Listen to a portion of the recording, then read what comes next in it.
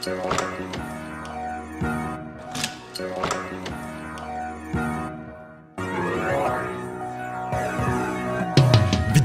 мечтата ми, роди се и с мен живее.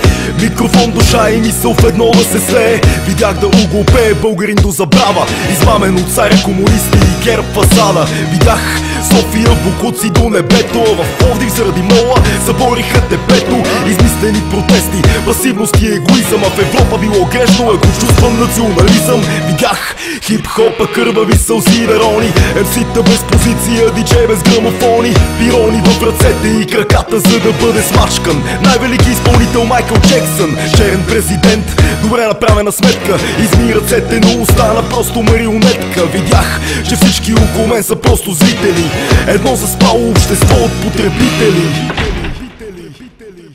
А ти готов ли си? А ти готов ли си да видиш новия свят в твоите